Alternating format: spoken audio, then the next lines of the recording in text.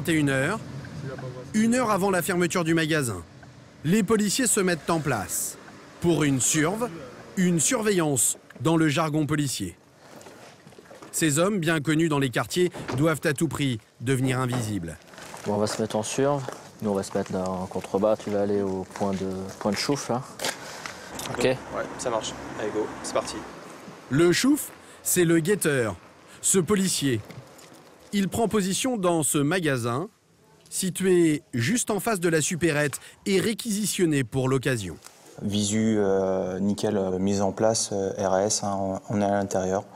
Ouais, ça va. Une autre équipe reste en voiture et surveille l'arrière du magasin, prêt à fondre sur la supérette.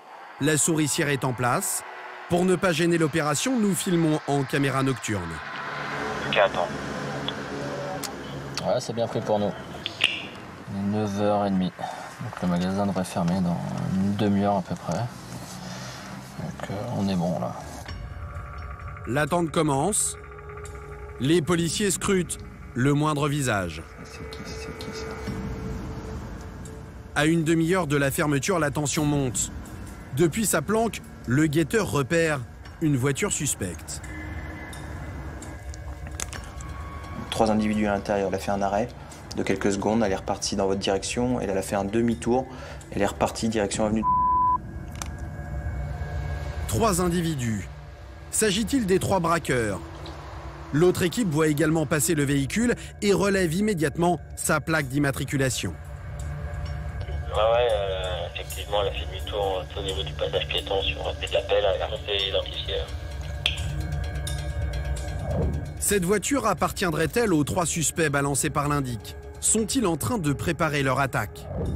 Pour le savoir, les policiers demandent par radio l'identification du véhicule. L'opération ne prend que quelques secondes.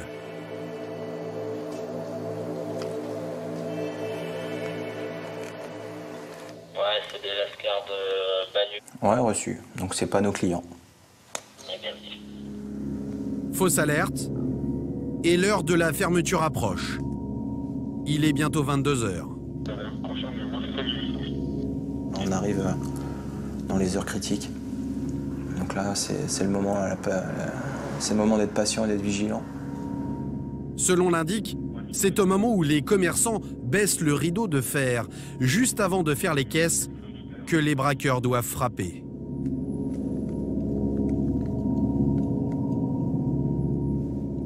Cette fois, le rideau est baissé. Ils ne sont pas passés à l'action. Il n'y a pas eu d'individu suspect sur les lieux, donc voilà. C'est terminé pour nous pour ce soir. La surveillance va durer 48 heures, sans résultat. Et impossible de mobiliser ces policiers plus longtemps. On reste vigilant, quoi. Avec 13 000 agressions dans les Hauts-de-Seine l'an dernier, ils ont d'autres affaires sur le feu. Ouais, c'est fini, donc pas de braquage. Hein. Maintenant, on continue notre patrouille sur la commune, quoi. Chercher d'autres bandits, quoi. Le renseignement de l'Indic valait-il vraiment quelque chose? Les policiers de la BAC commencent à en douter. Mais la suite de l'histoire va leur donner tort. La fameuse supérette va être au centre de l'une des affaires les plus violentes de l'année.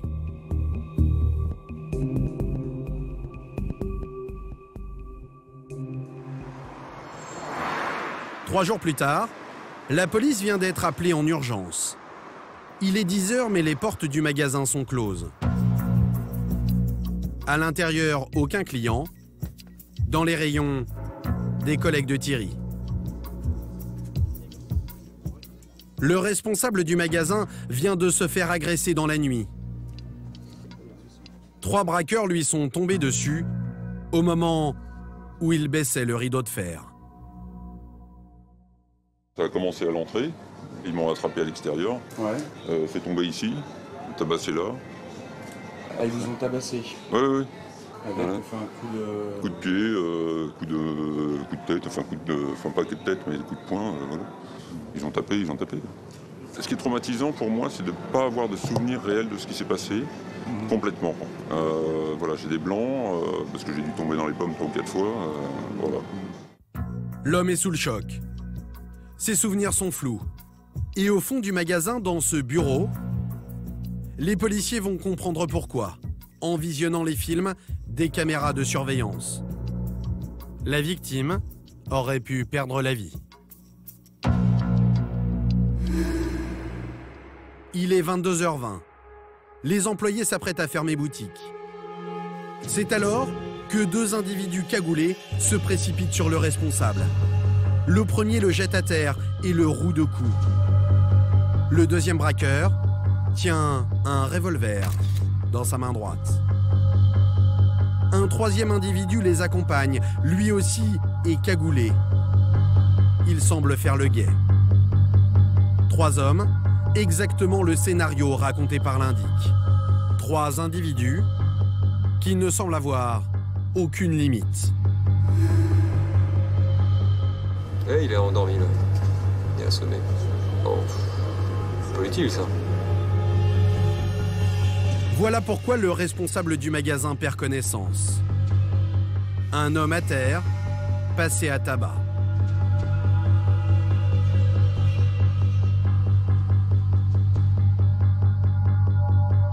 Dix heures après cette agression, son visage tuméfié porte notamment cette trace, celle d'une semelle.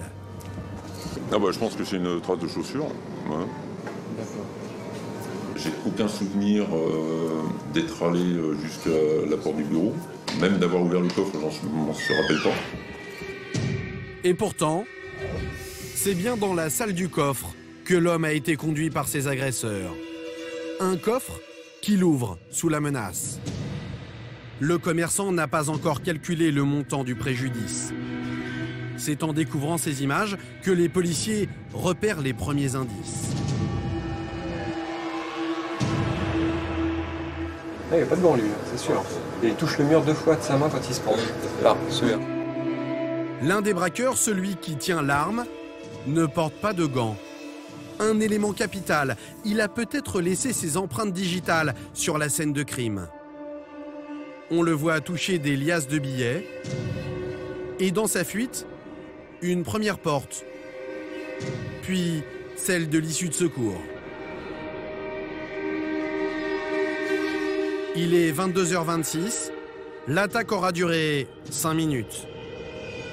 La fin des bandes montre le responsable du magasin à gare qui appelle la police. Et quelques minutes plus tard, les secours qui vont le prendre en charge.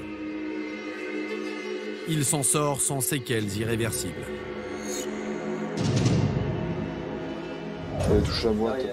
C'est maintenant à Florent de la police scientifique d'entrer en scène.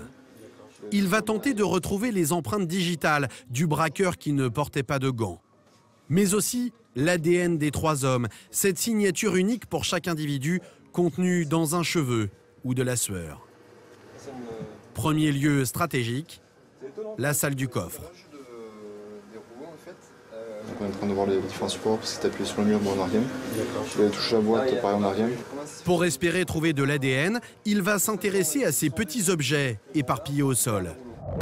Ceux que les braqueurs ont laissés échapper dans la précipitation. Il prélève ces emballages de pièces,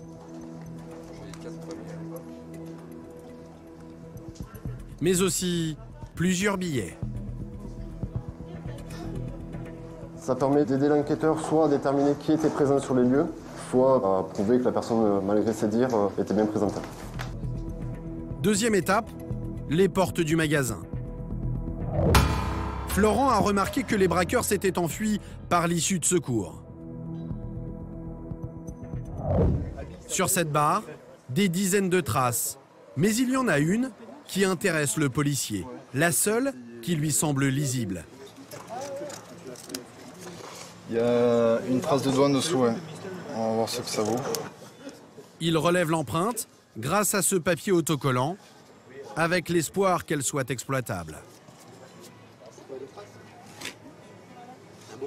Et il y a un dernier lieu qui attire son attention, cette grille que les braqueurs ont forcément escaladée dans leur fuite. Les policiers viennent d'y remarquer une trace de leur passage. On dirait des baskets, plutôt fines. Une trace de basket qui ressemble à s'y méprendre à l'empreinte encore visible sur la pommette du responsable de la supérette. Pour grimper sur la grille, les braqueurs ont dû y poser leurs mains, notamment celui qui ne portait pas de gants, et Florent fait rapidement une dernière découverte. Cette empreinte, toute fraîche, qui date sans doute de quelques heures. Très belle trace et franchement ça sent bon. Florent est confiant et pour être sûr de ne pas faire fausse route, il prend une dernière précaution, relever les empreintes de la victime. Donc le plus important, vous n'appuyez surtout pas, vous vous laissez faire. Par contre, il faut être souple pour tourner. Ok, bah, je vous laisse comme ça. Exactement. Comme on a trouvé des traces sur la porte notamment, pour être sûr que ce ne soit pas les siennes, on retrouve... Pour une fois, cette affaire de braquage se présente bien. Avec ses prélèvements d'empreintes ADN et digitales, et cette victime qui pourra peut-être identifier ses agresseurs, les policiers sont confiants.